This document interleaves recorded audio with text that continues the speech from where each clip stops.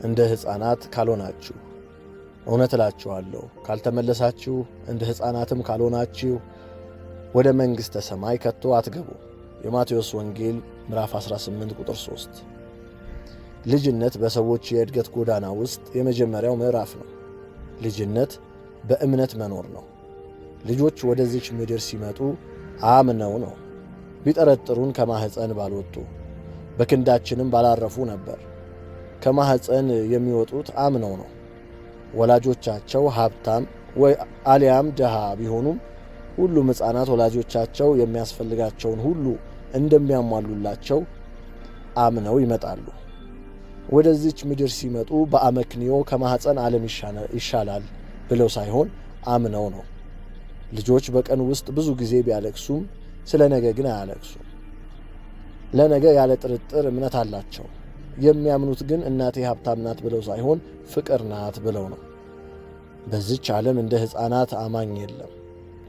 ጌታ በዚህ ምንባብ እንደ ልጆች ካልሆናችሁ ሲል ሌሎች የልጆች ባሕርያትን አስቦ ሳይሆን እምነታቸውን አስቦ እንደሆነ ክፍሉ ያስረዳል። ምክንያቱም እምነት ብቻ ወደ መንግሥተ ሰማይ መግቢያ ነውና። ወደ እግዚአብሔር መንግሥት በአመክንዮ ሳይሆን በእምነት እንገባለን። ወደማናውቃት እቺ ዓለም ወላጆቻችንን አምነን መጥተናል። ወልደው ሊክዱና ሊጥሉ የሚችሉትን ሰዎች አምነን ከተወለድን ከእናትም ከአባትም የሚበልጠውን አምነን ለአዲሱና ለሚመጣው ዓለም እንደገና እንወለዳለን። ብንክደው እርሱ ደግሞ ይክደናል። ባናምነው እርሱ የታመነው ሆኖ ይኖራል። እርሱ ራሱን ሊክድ አይችልምና። የምናምነው እግዚአብሔር ቢታመኑት የሚያስተማምን ክህደት ባሕሪው ያልሆነ ነው። ሰው ከእናቱ ማኅፀን አጥንቱ ይዋደድ ዘንድ አስተዋጽኦ እንደሌለው እኛም ያለ አንዳች አስተዋጽኦ በማመን ብቻ እንጸድቃለን። ለማመን ራስን ማዋረድ ያሻል። ለምናምናቸው ሐኪሞች ከችሎታችን በላይ ለሆኑ ችግሮቻችን መፍትሔ ፍለጋ ለማንም ያላሳየነውን የሰውነቶቻችንን ክፍሎች ያለ ኀፍረት እንገልጣለን።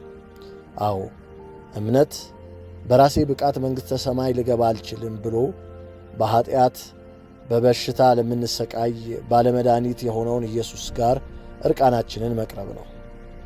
እኔ አልችልም፣ አንተ ግን ትችላለህ፣ እኔ አላውቅም፣ አንተ ግን ታውቃለህ ብለን ስንቀርበው ለነፍሳችን ቤዛ በሆነው በጌታችንና በመድኃኒታችን ኢየሱስ ክርስቶስ ደም ያጸድቀናል።